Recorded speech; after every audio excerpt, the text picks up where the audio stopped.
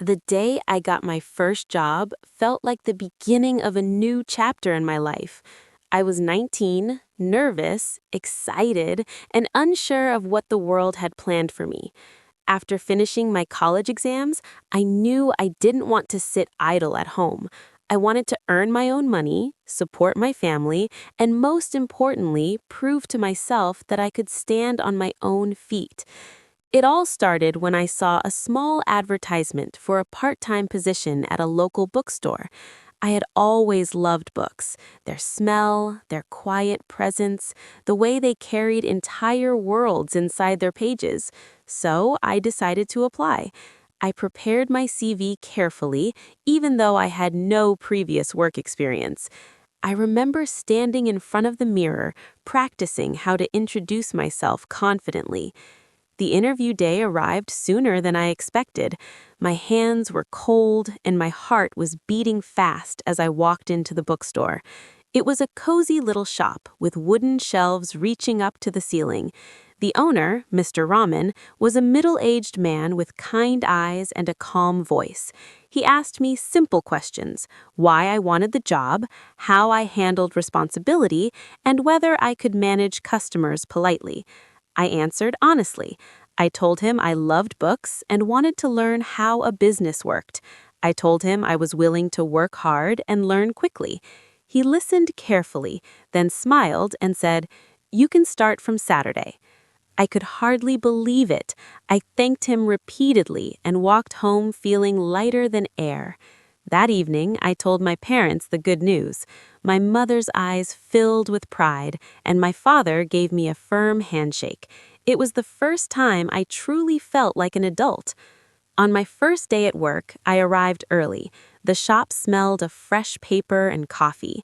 Mr. Rahman showed me around, explaining how to arrange books by category, manage the cash register, and help customers find what they were looking for. At first, everything seemed overwhelming. There were so many titles, authors, and price tags to remember. The first customer I served was an elderly woman looking for a novel by her favorite writer.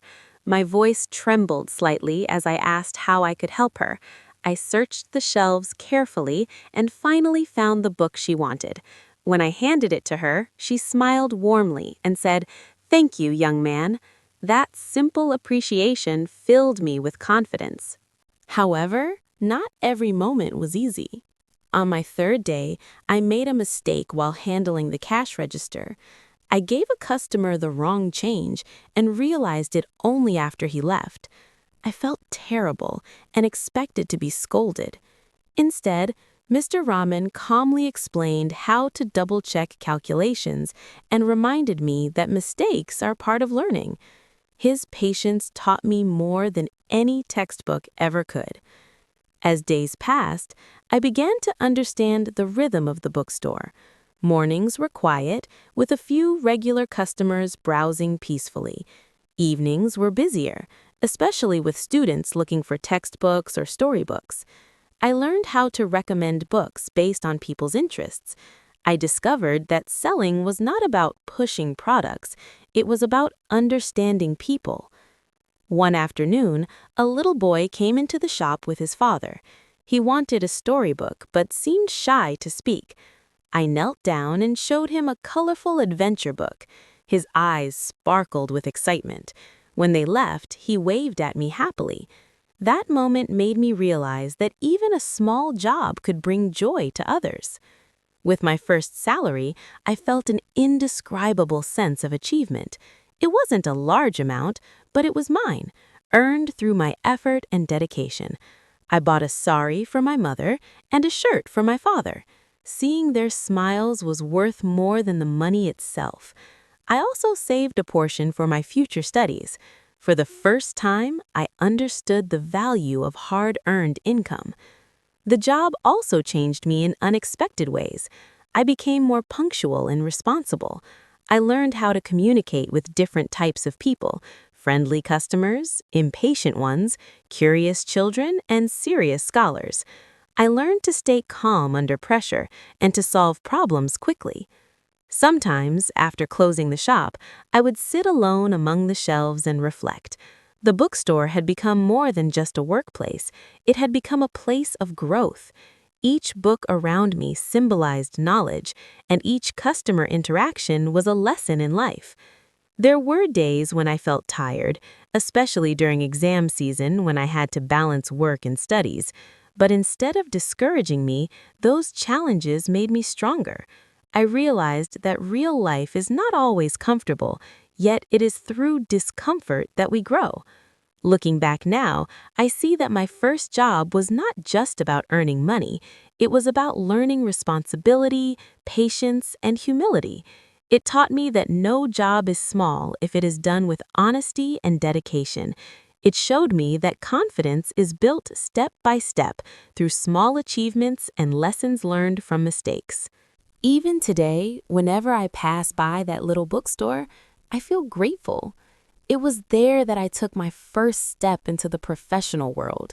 It was there that I discovered my capabilities and learned the dignity of labor. My first job gave me more than a salary. It gave me experience, self-respect, and the courage to dream bigger. And for that, I will always cherish it as one of the most important chapters of my life.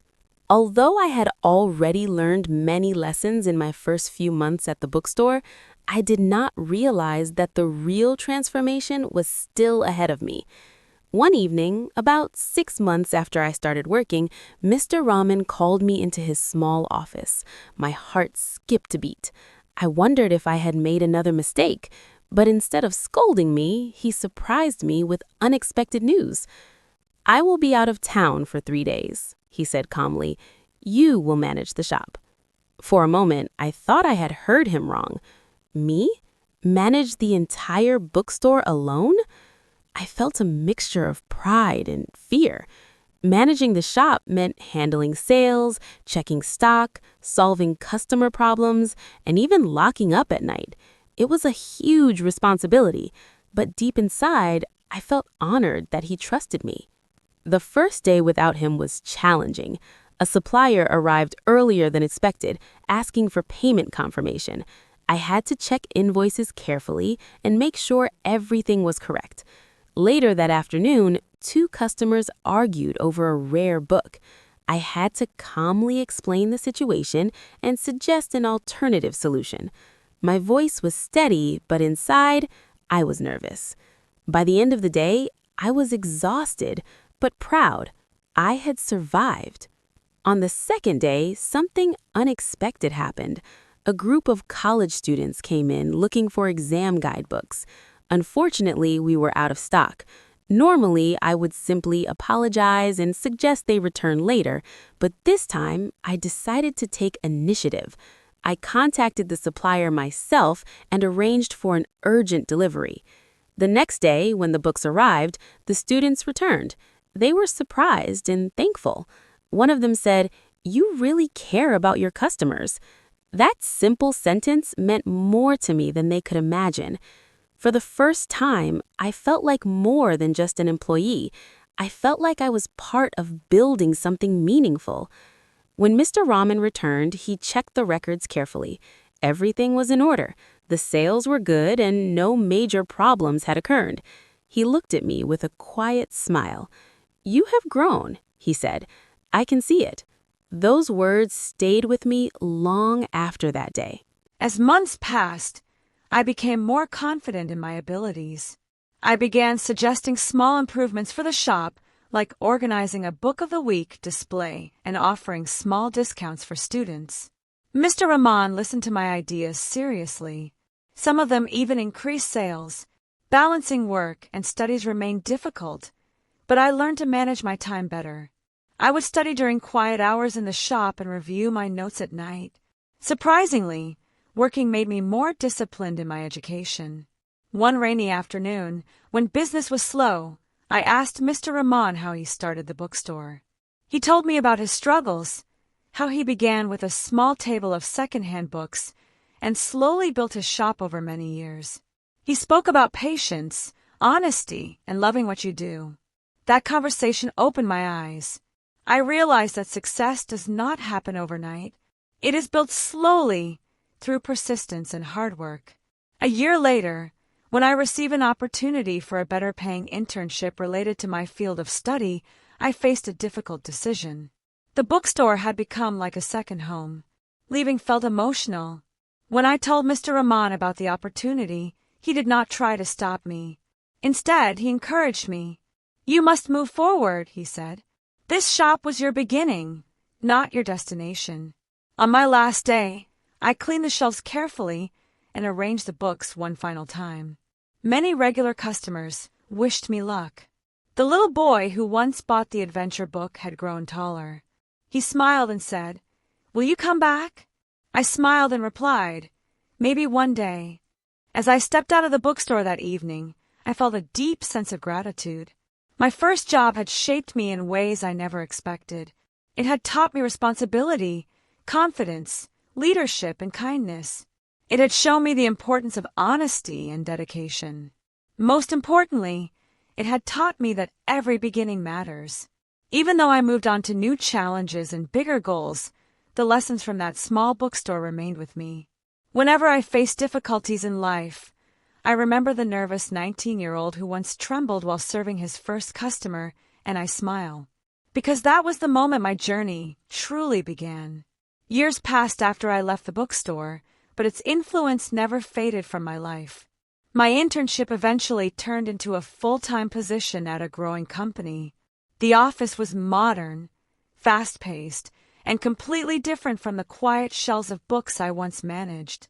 There were deadlines, presentations, meetings, and constant pressure to perform. At times, I felt overwhelmed. But whenever I faced a difficult situation, I remembered my first job. I remember the trembling hands on my first day. I remember the mistake at the cash register. I remembered managing the store alone for 3 days. And I reminded myself, if I could handle that, I can handle this too. One day, my manager asked me to lead a small team for an important project. It felt similar to the moment Mr. Rahman had asked me to manage the bookstore. The same fear, the same excitement, the same opportunity to grow. This time, however, I was more prepared. I listened carefully to my team members, just as I had listened to customers in the shop. I stayed calm during disagreements, like I had done when 2 customers fought over a rare book. I double-checked financial details, remembering the mistake I once made with wrong change. The project was successful. After the presentation, my manager congratulated me in front of everyone. As my colleagues applauded, I felt a quiet sense of gratitude, not only for my current success, but for the small bookstore that had built my foundation. A few months later, during a short vacation, I decided to visit my old town. Without thinking twice, I walked toward the bookstore. The wooden signboard was still there. The shelves were still filled with books, but everything felt smaller than I remembered. Mr. Rahman looked older, but his smile was the same. "You've changed," he said warmly. "So have you," I replied with a laugh. We sat together and talked for a long time. I told him about my job, my team, and the challenges I faced. He listened with pride in his eyes. Then he said something I will never forget. "I didn't teach you much," he said softly. "You learned because you wanted to learn." At that moment, I realized something powerful. My first job had not only given me skills, it had shaped my mindset. It taught me to respect every opportunity, no matter how small. It taught me that growth begins outside of comfort. It taught me that responsibility builds character. Before leaving, I bought a book from the shop, just like an ordinary customer. When I tried to pay, Mr. Rahman shook his head. "This one is a gift," he said, "for my best employee." I smiled, feeling like that nervous 19-year-old again. As I walked away for the second time in my life, I understood that success is not measured by salary or position alone. It is measured by the lessons we carry forward, the people who guide us, and the courage we gain from humble beginnings. My first job was not glamorous. It did not make me rich. It did not give me fame. But it gave me confidence. It gave me discipline. It gave me belief in myself. And sometimes, that is more valuable than anything else. Even today, whenever someone asks me about my career journey, I do not start with my current title or achievements. I start with a small bookstore, a kind mentor, and a 19-year-old boy who simply wanted a chance. Because that was where everything truly began.